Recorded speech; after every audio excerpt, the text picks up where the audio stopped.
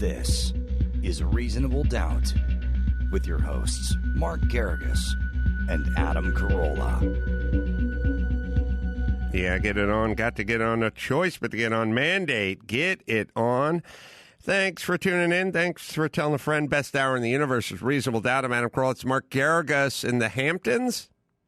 Nope, in Palm Springs in Gigi's restaurant. Oh, sorry. Like that, we stayed up all night thinking of the name. Gigi, get it? The general manager's name is Greg Grossman. He thinks it's named after him. I forgot. Yeah, Gary told me I had a sort of resort destination in my head, but I screwed the pooch.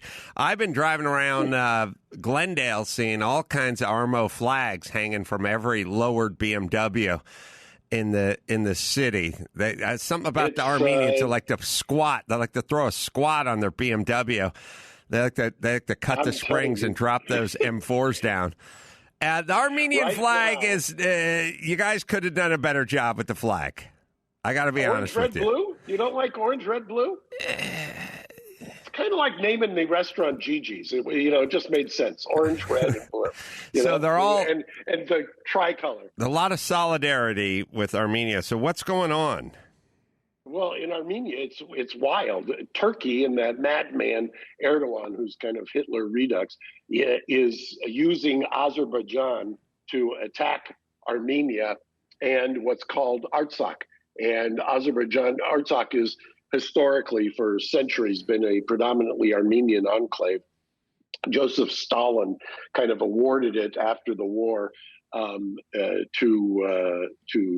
the Azerbaijani territory. Armenia took it back about 30 or 40 years ago. And now Erdogan, I think because he realizes Trump is is not kind of engaged right now and focused on the election, has decided to use this as a way to get back or try to attack the civilians. I was just last night, I was sent some pictures from people there of the church they destroyed in Shushi. And actually, I contemplating right now a action against Turkey and against the Azerbaijanis under the foreign immune. I have such a mental block on it. There is a way under the federal law that U.S. citizens can sue governments, and there's no sovereign immunity. And so we've been taking a look at that because they've been doing some tremendous damage to civilians, bombing with cluster bombs. It's just awful. Well, I have a couple. Armenian community. Sorry, go ahead. Armenian community, as you mentioned in Glendale, but it's not just Glendale, the entire diaspora. I have never seen the rally around the community in the entire time I've been alive. This is like nothing I've ever seen. We feel like this is an existential threat. Does it fall under the heading, this potential lawsuit? I know many Americans who are survivors from 9/11 want to go after the Saudi government and the role they may have played in 9/11, which seems to be something more, a bigger role than no role.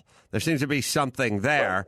Our government is not really cooperating with the folks that would like to sue the Saudis. And I don't know where that, I don't know where that thing is right now, but does it fall under that general heading? It's very similar. I was reading a case last night that had to deal with Iran, and I don't have the case name off the top of my head. I've got it saved. But that case, when they showed the evidence, and it was compelling evidence, the judge let them take a default judgment and prove up damages in that case. And there was also a change in the law so that you could get punitive damages. That would seem to be the blueprint for what the Armenian community will do shortly. And I think it's just a matter of who is the plaintiff, so to speak. I mean, the obvious plaintiff to me would be either the Armenian church, who just had the bombing done there in Shushi, or some of the people, the U.S. citizens who have contributed money and have been injured by these civilian attacks by the terrorist organization, which is the Azerbaijanis. I mean, the president, the kind of unhinged president of Azerbaijan, has been making crazy statements. And then Erdogan has basically said, I'm just going to finish off the Armenians. He's going to do what the Ottomans started. How much does the media, or lack thereof, play a role in this? So I'll just put this little thought together. You tell me what you think. We've sort of discussed some of your cases, bad cop shootings, ones that just don't fit the narrative. They don't seem to get the ink, and they don't seem to get the attention of the mainstream media. And thus, there's no imperative. There's no, obviously, when you got Breonna Taylor, justice must be served, or at least a check must be cut. You know what I mean? It's on everyone's radar. Everyone feels it. And if you're involved with that case, whatever side you're on, you're motivated to move. When there's a Daniel Shaver type case that you have, we always talk about, doesn't capture the imagination of the mainstream media. There's not much pressure to do anything, and there's not going to be civil unrest if the wrong verdict comes out. So when it comes to what's going on internationally with Armenians, you turn on CNN. CNN is reporting that Trump had a hot mic. He walked by the grave of the unknown soldier and he farted. That's essentially the top of the news all day, every day. If CNN and the other outlets get behind the story and start pushing it out there, does that help? Does it create enough pressure or outrage? Does the president then need to react because he's being, this is at the tip of the tongue of the American people? Well, this is what's happened. It was discovered yesterday that the Azerbaijan has spent somewhere just short of $3 billion, basically in a campaign in Europe to try to swing people there. Facebook determined that they'd also been on a campaign to get into Facebook and get into Twitter and put bots and start attacking people who were trying to shed some light on it. So what the Armenians have done so far, Eric Israelian, who was the producer, I believe, of The Promise, which was Kirk Kerkorian's production. Eric is also is an activist Armenian, is a friend, and he has mobilized Kim Kardashian, who has started to get very active in this space, and she's obviously starting to get some kind of traction. Laura Sitrakian has written a couple of articles that has made, I think, the New York Times, and Mr. Ignatius over at the Washington Post. It's starting to get some traction. It's amazing to me why this doesn't have, I mean, this is a proxy war between Russia, Turkey, and Iran, because they're all right there. This is kind of ground zero for those three countries. They did this. This was going on in Syria. It then went and happened in Libya, with Turkey using basically ISIS fighters, and because Turkey views this as a way in those two countries to take out the Kurds. Now they're trying to take out the Armenians. They're trying to recreate, if you will, the Ottoman Empire. Now, mind you, why is this important to Americans? First of all, Armenia is a democracy that is landlocked smack dab here in the first Christian nation that is landlocked in very hostile Islamic states all around it, whether it's Turkey, which is one of the most repressive regimes, Iran, which you don't have to spend a whole lot of time talking about, and Russia on the other side. You would think that this was one of the most strategic areas of the world, and you would think that given the kind of the impact of the Armenian diaspora in America, you would think that America would be, the first one to be getting involved. I mean, France has taken a very proactive stand, but America's just been kind of asleep at the wheel so far. Well, you turn on the news and it's all coverage about what was that fly doing on Pence's head. That's dominating the news. The genocide and the slaughter, that ain't making the fold. It's crazy. Seriously, it's so crazy. It's so, I mean, you're watching another genocide starting. I can see what's happening. I mean, that people always said, why was it so important to get the Turks to admit they committed a genocide? Precisely because that denial sets the stage for what the Turks are doing now, which is this proxy war. And Armenians sense it. We know it. We're not going to let it happen. And like I said, I've never seen the community hang together as closely as they have. And they view it as an existential threat. And you're absolutely right. Until we get kind of into the mainstream and we have that kind of traction, nothing's going to happen. And the U.S. could make this stop in a heartbeat on this, but the State Department has for years, for decades, just been held hostage by the Turks, and it's an awful situation. Well, we'll see, because as we're taping this, the Lakers are playing the championship tonight, and we'll see if there's more Lakers flags on cars at the end of tonight, if they win the championship, than the Armo flag on cars. I'm guessing a lot are going to go 50-50, like I would do the shawarma plate at Zanku. Half chicken, half beef. I think there's going to be some Lakers and some Armenian solidarity flags as well. I got no problem with the solidarity. I was famously... may he rest in peace, rather disappointed in Kobe when he was a spokesperson for Turkish Airlines. But there has been an amazing outpouring of support. Alexis Ohanian, who's married to Serena Williams, is Armenian, has been very vocal. Cardi B posted something, and as I mentioned, Kim has posted something as well, and all kinds of people celebrities are using their platform, and we welcome that, obviously.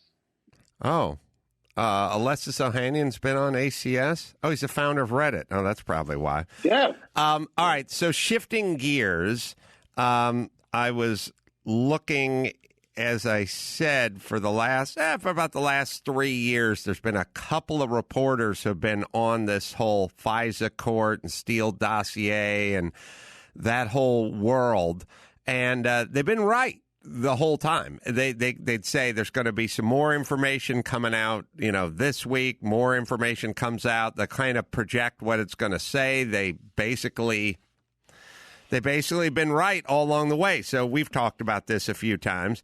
I'll play you. So Comey was being questioned by Ted Cruz, and Ted Cruz gave him the old stupid or liar angle that I like to pitch a lot.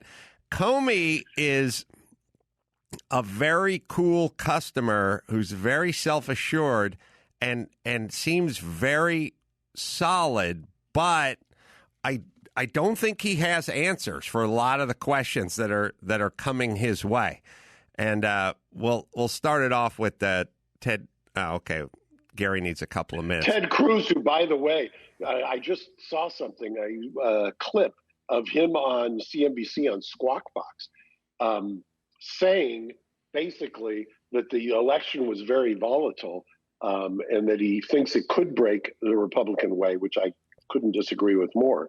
Or he also says what I've been saying, that this could be the biggest landslide since Jimmy Carter in 1976. I think it's setting up that way. I think he's right. I think that this is going to be a landslide. I know some guys tweeted at me when I mentioned that to you a couple of weeks ago, but I hate to say we were prescient, but the polls at least seem to be headed in that direction right now, and you couldn't have had a worse week than they had last week. And no. This is Gary got it. It's up there. Yeah, he's got it. No, you're right. There's only one X factor, and the only X factor that is in the time we're living in now versus the time when we're talking about when the Jimmy Carter election is the media is so in the bag for Biden that you don't really know if this is a construct of the media or this is really happening. And then you get to the polls, and then the polls are overwhelmingly for Biden as well. But then you have to wonder how much of the polling is a construct of the time we're living in. And that's the X factor. And, you're absolutely right about the polling. I remember, I'll go back to a previous election when George Duke Majan ran against Tom Bradley for governor. Right. Bradley went into election night leading across the board in all polls and obviously lost to the governor. And later on, most analysts said the reason for that is because there was 5 to 7% was kind of the figure that was bandied about of people who did not want to admit that they weren't going to vote for Bradley, presumably because he was African American. But there definitely is an undercurrent of people who do not want to admit that they're going to vote for Trump. And I have friends and people I love in the inner circle who are Trump supporters, but don't want to admit it. It's almost like they let their guard down and will say it to me sheepishly, but it's clear that they're going to vote for Trump, but would probably never admit it to anybody who calls you on a polling phone call. All right, we have a 35-second Ted Cruz clip. This is him grilling or his final summation with James Comey, former FBI director. This investigation of the president was corrupt. The FBI and the Department of Justice were politicized and weaponized. And in my opinion, there are only two possibilities: that you were deliberately corrupt or woefully incompetent. And I don't believe you were incompetent. This has done severe damage to the professionals and the honorable men and women at the FBI, because law enforcement should not be used as a political weapon. And that is the legacy you've left. Well, there you go. You know, as I've expressed to you on many occasions when we talk about this, the problem with this is it's a great lesson in what those of us who have practiced in the criminal justice system for many years know, which is law enforcement there is always a political component. The criminal justice system has been used for and weaponized for decades, probably for a century. This is not new, and the complaints that you're hearing now out of the right were exactly the complaints that the left was making 20 years ago, and exactly the complaints that those of us who defend people who are accused of crime have been saying for virtually 50 years. The FISA courts, for instance. I was screaming about FISA since while waiting for my bar exam. My father was defending Armenian freedom fighters who were the subject of FISA warrants. And it was astonishing to me back then, and this is 1981, 1982, when we were complaining about the fact that the FISA warrants were being, basically the government would say whatever they want. It was what we would call a star chamber, and that all they had to do was basically make some application to some court, which is not tested in any way, shape, or form, and you're getting a one-sided view, and that shouldn't be America. And now it's just finally the people who would have defended it back in the 80s and the 90s are now the people who are getting hoisted on that same thing. So it's interesting to me in a lot of ways, because this all you have to do, virtually any case, the prosecution that you see federally that is high profile, you will find all of these kinds of shortcuts. So I tend to disagree only with Senator Cruz in that he doesn't go far enough. This is something that is rampant, and it's not just in political cases. It's in too many cases. There's a senator named Josh Hawley from Missouri, who's a young guy, but this guy's I almost said young Turk. He's a young pit bull, and he was going after Comey hard. I always know you appreciate good hard lawyering or lawyer talk, so I told Gary to whack it up. It's a little long. We'll just play some of it, and you can respond, or we can respond. I want to see this. Good. In this case, the FISA court said that they had reason to doubt the reliability of FBI applications across cases because of the level of misleading information that you personally signed off on. Do you regret your role in this unprecedented misleading of a FISA court? I don't regret my role. I regret that it Why not? happened. I'm sorry? Why don't you regret your role in the unprecedented misleading of a FISA court? Well, I regret that the FBI supplied information to a FISA court that was inaccurate, incomplete, and should have been updated. Do you regret that you signed off on it? Well, I regret that it happened. The only reason I'm hesitating is what the FBI director does in connection with a FISA is actually very narrow, but put that to the side. It's important that it be accurate, and it wasn't, and I regret that very much. That's Gary's first salvo. Right. I'll tell you that the whatever side of the political aisle you're on, I think if you're a fair-minded person, you will say that this setup, this FISA setup, for those who don't know, there are judges in what is basically a secret court. And prosecutors go to this secret court and they get warrants.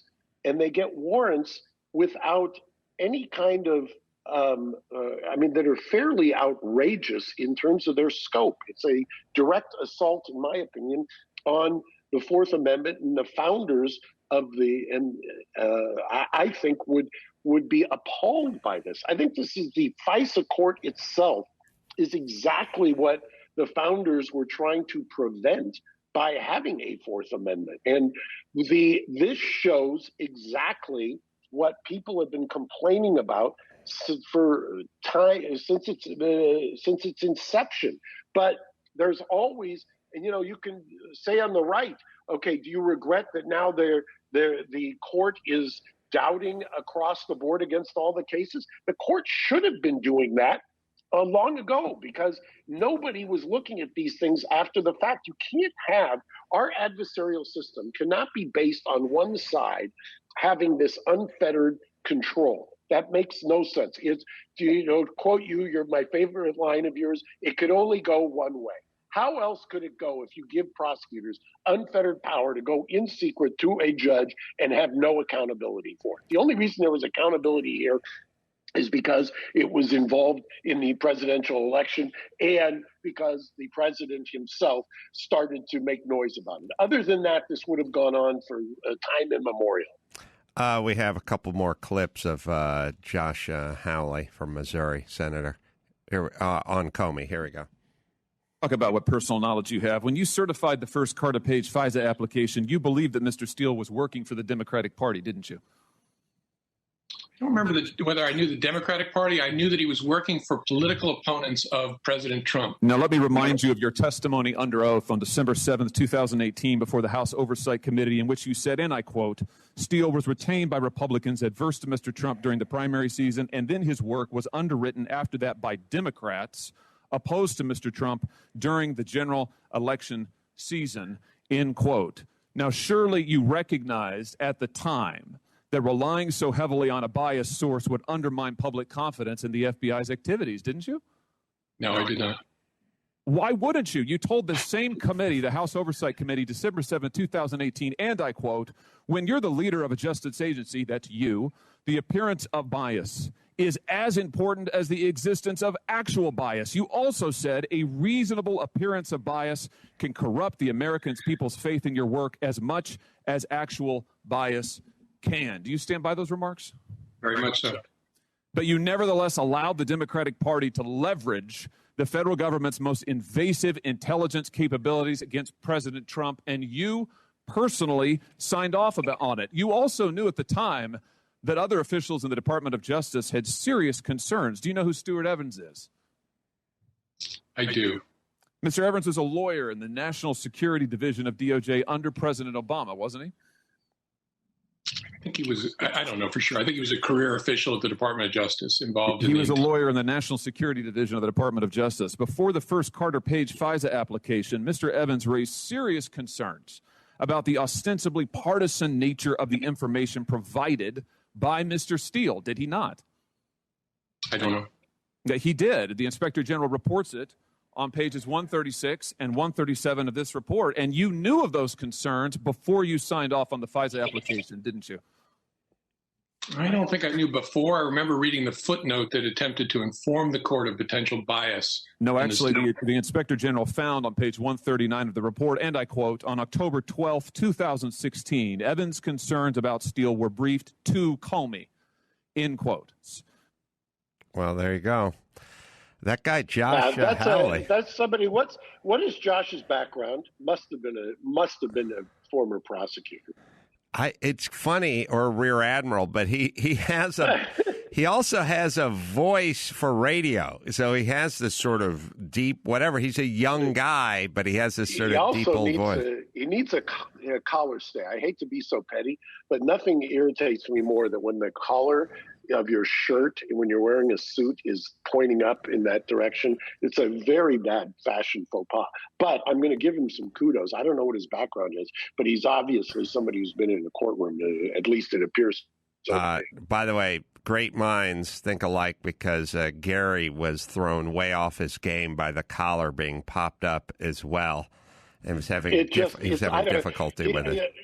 The chief of staff for Senator Hawley, you'd be taken out to the woodshed for that. That is a faux pas when you're trying to get your boss, and when your boss is doing a good job and is surgically filleting Comey, who, by the way, could he have been more ill-prepared? I don't understand what the deal was. Mind you, this is a guy who has now managed to piss off the left, piss off the right, and is uniformly regarded as interfering with the election in both ways. So it's an astonishing feat for one guy to accomplish. You have Hawley's background? Yes, I do. And yes, not only his chief of staff, but his whole staff should be filleted for not pointing out his collar. He after getting a Bachelor of Arts from Stanford, he went to Yale Law School. He clerked for Judge McConnell in the United States Court of Appeals for the 10th Circuit and Chief Justice John Roberts. He then went on to become the 42nd Missouri Attorney General before defeating a Democratic incumbent to become the youngest U.S. senator currently at age 40. That guy's a sharp cookie. He's sharp, and I'm surprised that there isn't any courtroom actually doing it in a courtroom, but he's definitely got the chops for it. I mean, that was a very good cross-examination. He was prepared. To his staff's credit, even though they don't know a collar stay when it belongs in, they at least knew to give him the right pages out of the IG's report. Just because Mark's radar is going off, I was going for mostly the greatest hits. He did work as an appellate litigator as well, so he was spending some time in a courtroom in between those clerkships and going into politics. Well, Mark knows. We have a couple more clips of Hawley. This is fascinating to me. I'll tell you what I've noticed, and this may be a Comey thing.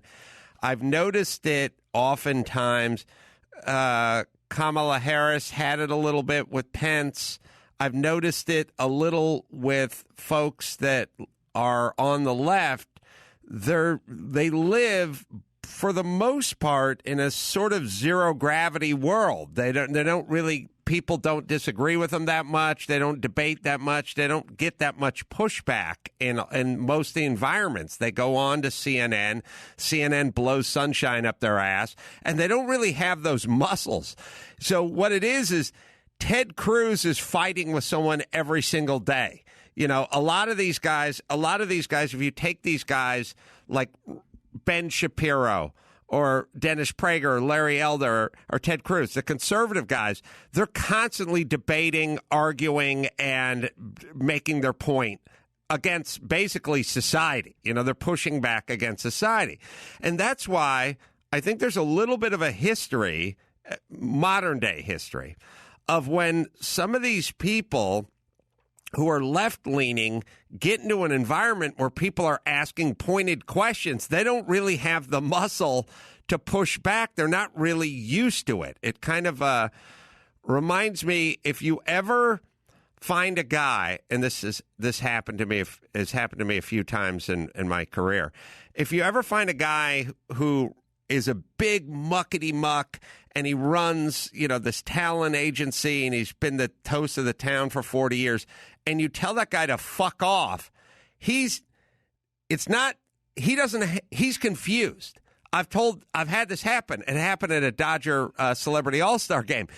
You tell someone who hasn't been told to fuck off for 35 years to fuck off, and they don't know what to do with it. They're so used to people kissing their ass. They don't really have the muscle memory of being able to push back. And I have found that oftentimes you can watch people on the internet debate Ben Shapiro. They're not ready for him. Like they don't have answers. They're so used to kind of moving through these debates. Yes.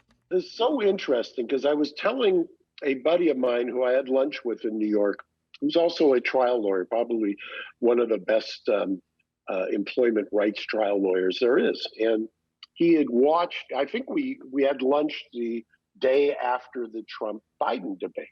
And he was he's obviously, as most trial lawyers are, probably pro-Biden.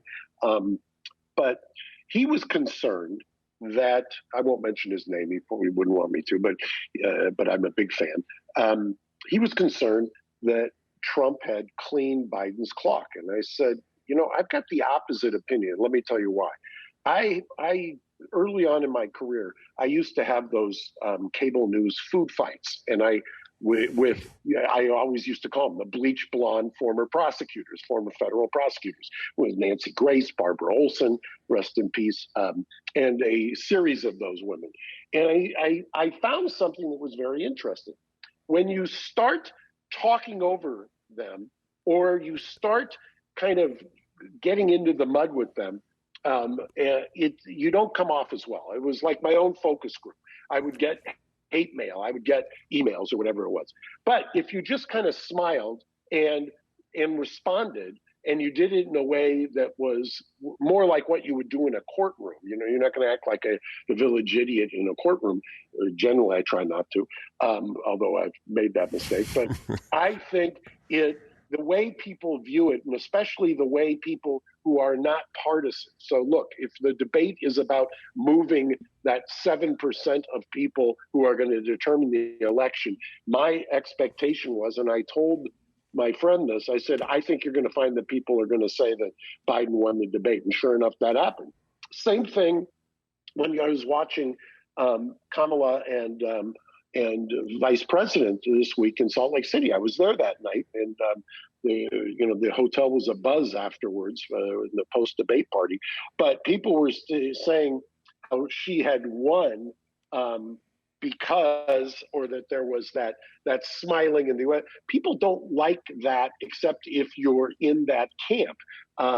And people don't like the kind of that 7%, if you will, are not fans of Mike Pence rolling over somebody or talking into their time. So it depends on who your audience is. And your point, long way of getting to your point. Your point is, if you're not used to doing that, it's a skill set.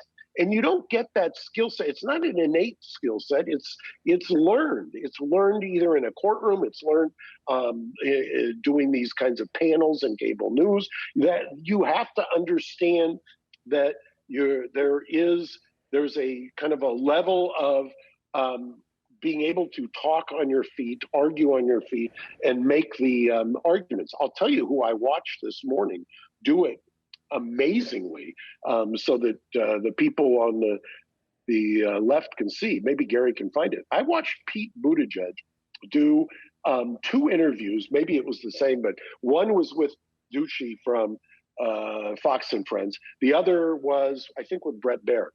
He did about as perfect a interview and talking on his feet. I mean, it's almost a primer. I would like to show it to my young lawyers to say, this is a great way. In fact, Gary, if you're looking for it, they were asking about Medicare for all, and he talked about, his response was, that's a parlor game. And he did it very effortlessly. I was very impressed by what he did. And the same kind of talent that you get. I'll have Gary look for that. I got an old Newsom clip from when he was here in studio that I just think Mark would enjoy hearing. We have some more with Josh Hawley. By the way, as well. Salt Lake City, your Newsom clip about the moving to Utah that we did last week? I don't know if I don't remember if it was ACS or RD or both. Boy, did that resonate. I mean, people, I can't tell you the number of people who have brought that up to me. I was on Tucker Carlson last night, and he got a big laugh because he was, you know, I'll give you a little peek behind the creative curtain in a second. First, let me tell you about Tommy John. Always push yourself. That's what I say. I got a freezing cold swimming pool. I jump into it every winter morning just to push myself, but not when it comes to what's in your pants. That's where you need comfort. That's Tommy John. Start every morning with Tommy John, and you'll be that much more comfortable, that much more better off. I'm wearing mine right now, as I always do. Breathable, lightweight, moisture wicking. By the way, 4 times the stretch of competing brands, moves with you. They're really, it's a way of life. Once you go with Tommy John, they don't have customers. They have converts. Once you get into the Tommy John, you never get out of the Tommy John, and that's where I am right now. 96% 4-star plus reviews and over 12 million pairs sold. It's the best pair you'll ever wear, or it's free, guarantee. Right, Gary? That's absolutely right. Get that much more comfortable at TommyJohn.com/RD and save 15% on your first order. Save 15% right now at TommyJohn.com/RD. TommyJohn.com/RD. I do have Mark's clip, so you can add that to your list, and we'll go in whatever order you like. All right. So I get the call, late in the afternoon yesterday. Like, Tucker wants you to come on and talk about the fly landing on Pence's head. And I've you hear the jokes. Yeah, the flight's attracted to shit and blah blah blah. So I'm trying to figure out some angles, and I don't want to go the stuff that the roads that everyone else went down. Not that interested. Plus, I know Tucker's not going to be amused at fly landing on poop.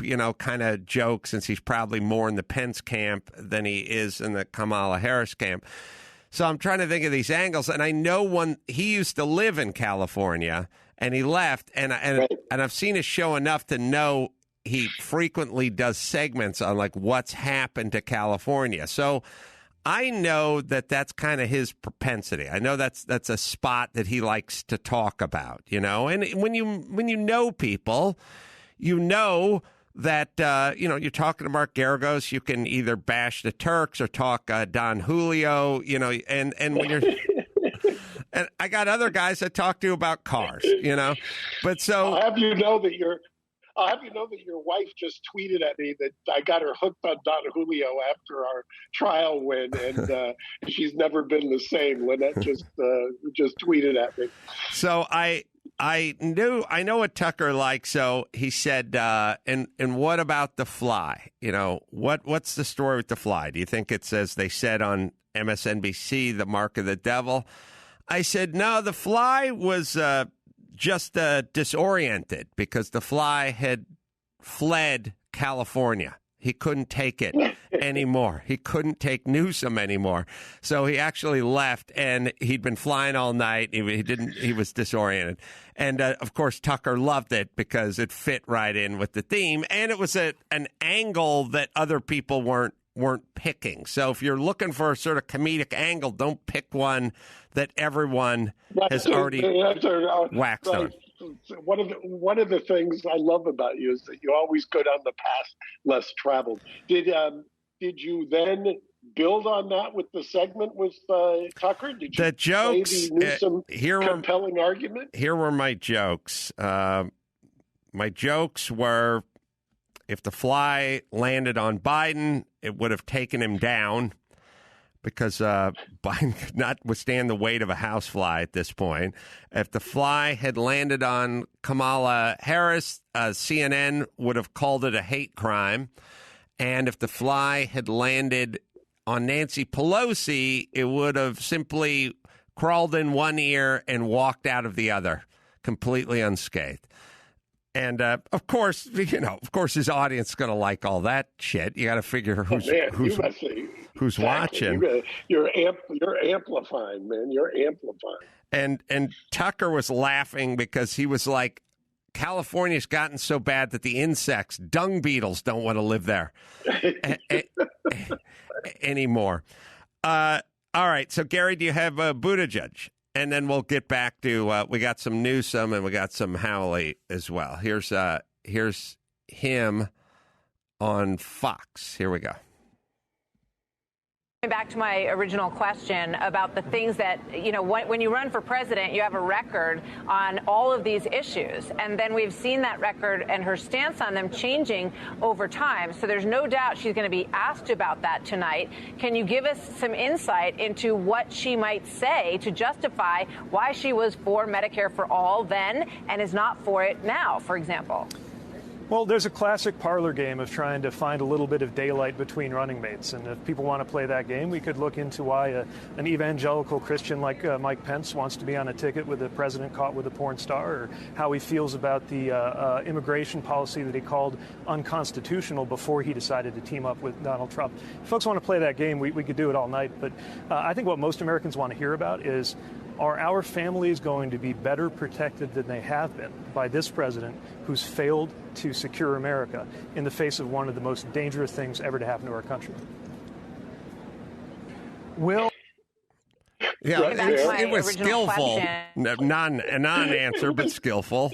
It's a total non-answer, but that's the whole idea of rhetoric, the classical definition of rhetoric, which is kind of the art of persuasion or the art of oral kind of talking and argument, is to be able to kind of pivot and parry. And he did a masterful job of jujitsu, of rhetorical jujitsu there, to the point where I think Brett Baer looked like somebody had cattle prodded him after. Didn't know where to go. I'll play you the rest of what Gary put together with Senator Hawley from Missouri, and the guy seems to have chops. All right, here we go. Sorry. Let's talk about what else you knew or didn't know. When you certified that FISA application, did you know the allegations in the Steele dossier came from subsources, not from Steele's own knowledge?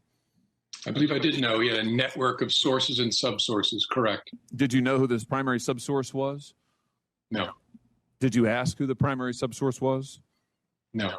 Did you ask the FBI to take any steps to identify that source before submitting this application to the FISA court? I don't know whether I asked. I knew there was an effort underway to try to replicate Steele's source network so we could figure out what to make of Steele's reporting. Well, what the Inspector General concluded was that Comey told us, this is page 153, that the application seemed factually and legally sufficient when he read it, and he had no questions or concerns before he signed it. Surely you realize that the source's identity and his motives, this subsource, who we now know may well have been a Russian agent, that would affect his credibility, correct? I thought it was important that we were informing the court of any potential bias from any source. And I remember reading language in that initial filing that addressed that potential bias issue with respect to the Steele reporting. So your testimony now is that you informed the court of potential problems with the subsource, political motivations, connections to foreign governments. The FISA court was informed about that? No, I'm sorry. I understood your question to be about whether we informed the court about potential bias in Steele's reporting. I didn't know the identity or any information about subsources. So you personally authorized on an unprecedented surveillance on an individual associated with the presidential campaign during that campaign's ongoing time period, October of 2016. You signed off personally on 2 further applications based on information from a source that you believed correctly worked for the Democratic Party, and the source's information, it turns out, was coming from a suspected Russian agent, yet you did nothing to try to verify any of this information. You brushed aside the concerns of high-level national security lawyers at the Department of Justice. How are the American people to trust you or the FBI following abuses like this? I disagree extensively with your predicate. I think the FBI is an organization that is honest, competent, independent, and also flawed because it's made up of human beings. Well, I have to say, I'm not necessarily worried about the FBI as a whole. I'm worried about you, and I'm worried about what you certified to a court that led the FISA court to conclude that it had been misled repeatedly, and that due to the nature of those repeated misrepresentations, it could no longer trust what the Federal Bureau of Investigation, the agency you led, what it said in subsequent cases. That, I suggest to you, is an incredible dereliction of duty, indeed a betrayal of your responsibility as director of the FBI. The letter. All right.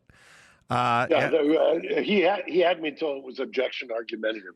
You know what's fascinating about that is what he has talked about. When you hear him talk about a subsource, what he's talking about is that Steele, who was the person who was giving the information, was relaying hearsay information, meaning some other person.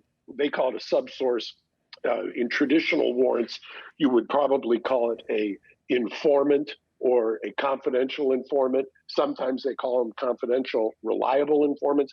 Basically what it is, it's the cop telling a judge, or in this case, judges, that I've got this information. I'm not going to tell you who the information is from, but it's confidential information. Usually this all started in the war on drugs, frankly, and they would always say, we're not going to tell you who it is because we're afraid for this person's safety, and that's why they're an informant. And this is what the informant told us, and therefore give us a warrant so we can go do this. Exactly the corruption that leads to from the war on drugs is where we are right now, with people feeling like they can go seek warrants with impunity. You watched Comey right there. He basically feels like there is a air of impunity to, the FBI is this exalted institution and it's fine. And Howley, to his credit, is saying, what are you talking about? You got the judges so pissed off. And it's a panel of judges. It's not just one. The FISA court is a panel. And they got so upset over what the Horowitz found as the IG, the Inspector General, that they said they basically had trouble believing anything the FBI brought to them. And that's a monumental kind of rebuke by a judicial panel. You're saying basically we can't trust anything that you're telling us. And by the way, this only happens when they get caught red-handed. This happened. By the way, there was a judge, I believe it was Judge Nathan in the Southern District, who excoriated the Department of Justice in an opinion and required that opinion to be read by every U.S. attorney or deputy. So it's, this would appear to be as widespread as those of us who have been on the receiving end and defending end of clients have maintained for 40 years.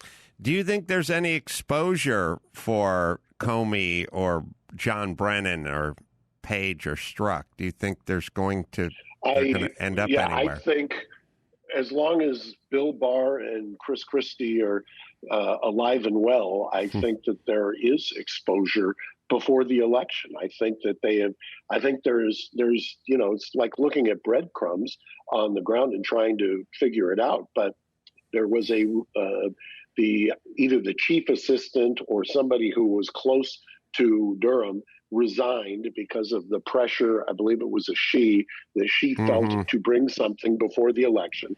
I think that you can see by the plea that was we talked about a couple of weeks ago. I don't think for a second that it's going to wait until after the election. In fact, I think the DOJ is going to suspend their own policy, which has been done before, by the way. This wouldn't be the first time. But to suspend their own policy to not bring a politically sensitive indictment right before the election. I think they are, and I think I don't want to speculate as to who, but I believe that there's going to be a October surprise. I think that the president telegraphed that yesterday also in that Maria Bartoloma interview, where he said that Barr is either going to go down in history or is going to be a sad example, basically putting more pressure on it. We've seen what happens when the pressure is brought. We see what happens with Flynn and everything else. I think that we're going to probably have a breaking news RD episode sometime between now and the election when one of these indictments gets unsealed. Well, I hope I'm at a private airport this time and not waiting on a Southwest flight. With Gary trying to find you as you're going through the gates. The last but not least, or almost last but not least. So I am infatuated really with Gavin Newsom because from a intellectual standpoint, his ability to not answer questions is staggering. It is staggering. And, we were making fun of him last week when he was being interviewed and somebody was asking him about leaving California. And his answer was inane and insane. But the beginning part of his answer was equally as insane because the person interviewing him said, a lot of people are thinking about leaving California. And then he said, well, it's like former Governor Jerry Brown would say, where the hell else are you going to go? And then the person said, well, yeah, but anywhere people are leaving. And he went, yeah, I know. That's just what Brown was saying. I don't know. It's like, okay, so you don't agree with what Brown. By the way, you shouldn't quote people you disagree with. But okay, he sort of throws. And he also, by the way, mentioned, if my recollection is correct, that the person was a good friend of his, and some good friend of his. The good friend of his thinking of moving to Utah. The good friend of his just picked up and went to Utah with the fly, and also he mumbled at the very end. He kind of mumbled like, I think they'll be back. It's like, why would they come back? Okay, but anyway, there's that. But it reminded me when he was in here, I have an obsession, and my obsession isn't traffic. My obsession is we live in a state, and in that state is a city, Los Angeles, that has the worst traffic in the world, and it never comes up as a subject of things to discuss. We discuss, homelessness ad nauseum, and we discuss, the school to prison pipeline, and we discuss, no child being left behind. We have a million discussions about the environment and third-hand smoke. We never discuss traffic and what we could do about it. So, of course, when I got Lieutenant Governor at the time, Gavin Newsom, in here, I obsess, and we'll play the clip, but listen for his answer about what we could do to alleviate this scourge known as traffic. Here's his answer.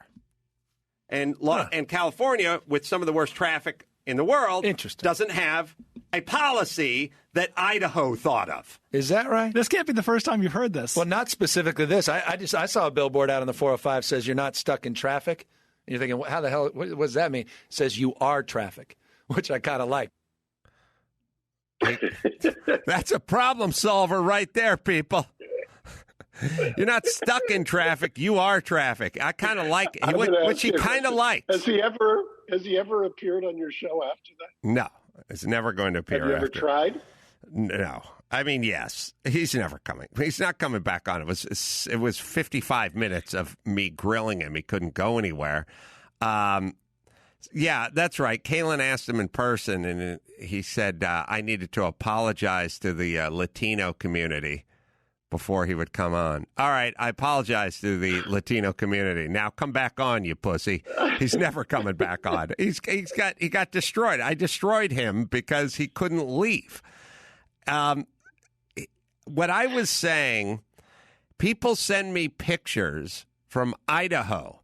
And in Idaho, they have signs by the side of the highway that says, if it steers, it clears. If you get into a fender bender, pull it off. L.A., I see people in the third lane of the freeway standing outside their cars after a light fender bender. Like this is the plastic fender on their Prius is scuffed by the car behind it. Both cars are perfectly drivable, and people are standing outside of their car on the freeway exchanging information, and they should be told, pull over, get off of the freeway, get onto the shoulder, pull down the ramp, exchange all your information there, but they don't know. They think I'm in the third lane. You rear-ended me at 8 miles an hour. I have to stop and get out of my car and walk around and talk to you in the middle of the fucking freeway. Every other state and by the way, how many people have been killed by that? I've personally known 2 people who've been killed on the side of the freeway by doing that. It's just awful. And they used to have, and it doesn't seem to work anymore.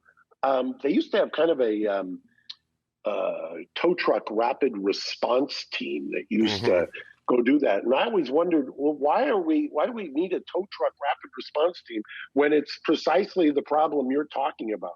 You could drive it off. But oh my God! It's like this idea that you can't drive off the freeway. I will tell you. Well, first off, from watching the high-speed pursuits, when the tires are shot out and the car's overheating and one of the rims is running on bare rim. There's no more tire anymore. There's sparks coming out. The guy's still driving that fucking Celica at 80 miles an hour down the freeway with sparks coming out. I mean, you have no idea what these cars are capable of. When I've done the Toyota Celebrity Grand Prix of Long Beach 5 times. People get into horrific accidents in those cars, and they still just drive along. Like, you can still finish and pull into the pit lane. I mean, well, especially L.A., there's an off-ramp every, quarter mile, half a mile? I mean, you're talking about 4 football fields. You don't think a car that's going at 60 miles an hour or 70 miles an hour can't get that period of ground? I mean, it's you almost have to work against the natural order to stay on the freeway when you've had some kind of a fender bender. Right. And so my feeling is it's incredibly dangerous to get out of your car in the middle of the freeway. It's also incredibly dangerous to get out of your car on the shoulder of the freeway, as your friends found out the hard way. Yeah. There should be a campaign on all of those electronic freeway signs that basically just says, you get into a fender bender, pull it off the freeway. Just pull it off. The highway patrol, when they're pulling people over, get on the squawk box and tell you to pull off. They don't want to get out of the car on the freeway either. It's a simple public awareness campaign. It'd be very simple to do. You just heat it up. Instead of click it or ticket on those freeway signs, you just put, if it steers, it clears, pull over, pull off in case of an accident. That's it. If your car's running, pull off. Right. And don't tell me it's too tough to do. I've never bought that. But the point is Gavin Newsom liked the part where you weren't in traffic, you were traffic. He liked that. He kind of liked it. Well, he chuckled. It's your bête noire is Gavin. Mine is his honor, Mr. Garcetti. I have come to the conclusion that they just want to make downtown LA so congested, so ridiculous that nobody will come there. I mean, he's put bike lanes on Figueroa as if people are riding bikes in downtown LA. I mean, we have more of those, those city bikes, as if all kinds of people are grabbing bikes to ride bikes in downtown LA. Their whole idea is we're just going to make it impossible. And right. I don't know, to quote you, I don't know what the end game is. I don't understand it. They want to be Holland, or there's some sort of European city from the mid-50s that there's a picture that they have in their head of like healthy, thin people riding bicycles everywhere while, you hear the sound of the accordion playing in the distance. And that's sort of their world. They have this world view of like, we should be more like these people. And I will try to graft that onto this environment, but it's impossible. Nobody wants it. And there's some sort of utopian, Orwellian kind of thing that they have that just never pans out, and it's not mathematically viable. But that's what I'd like they to see. want. I'd like to see him come downtown without his security detail, with no security whatsoever, and just walk around just come down and walk around. And it wouldn't take more than 30 minutes for any right-thinking, common-sense person to say, I have created an outdoor insane asylum. And it's just they live in a bubble. They do not have to walk or work absent having a protective bubble around them to understand the dimension and the absolute ridiculous nature of this. How they think anybody can conduct business in downtown LA. First of all, you have to want to put young or females into danger at all times. I mean, Gary's seen them. I've got tapes of the various females who work in my downtown LA office being assaulted, running down the street as people who are obviously mentally unstable are throwing things at them. There was a guy this last week with a machete running around. I mean, you think nothing of it. Man with machete on 7th and Fig. I mean, it's insanity. I concur. All right, let me hit our last sponsor here, Madison Reed. Now, this is Madison Reed Mister. So Madison Reed has been making fine hair coloring products for women for quite some time. Lynette uses their product, and now they went, well, what about the fellas? Thus, Madison Reed Mister was born. You can get rid of that gray. It blends it naturally. It'll work for your hair. It'll work for your beard. You can see the before and after shots. They look great. No shoe polish look. A little more pepper and a little less salt. Madison Reed Mister makes it easy to find the color. Match it on the website. Quick and easy. Just apply the color gel. They give you gloves. It's a little kit. They'll give you the gloves. You put the dollop of the gel in, work it through your hair, and then you do the activator.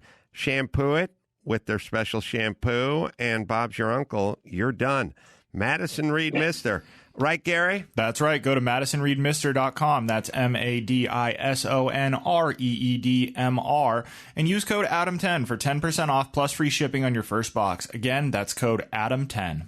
Well, good news. Me and Mark Garagos up on stage for live Reasonable Doubt. That'll be November 21st, West Palm Beach Improv. So come on out and watch Mark in the flesh.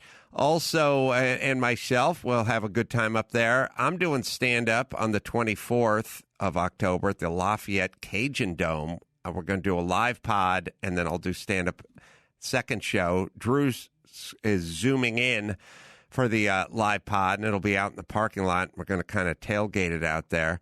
Also, back to West Palm Beach, November 20th and 21st. I'll be doing stand-up and live pods there as well. So just go to adamcarolla.com for all the information you need. Mark, what do you got? We still have Capri in Southampton still open. Naya, the restaurant, pop in there. V Palm Springs by Sonder. We just instituted that on the 1st. We're down here. Come by Gigi's for a great meal. And Casa Tropicana, San Clemente, one of Gary's favorite spots. Open. Stop by there as well. And if you're in downtown LA, bring your machete and do a little fencing and come by Engine Company 28 or 10E for Mediterranean tapas. So, until next time, Adam Carolla for Mark Garagos saying, mahalo. Thanks for listening to Reasonable Doubt. Tune in next Saturday for an all-new episode.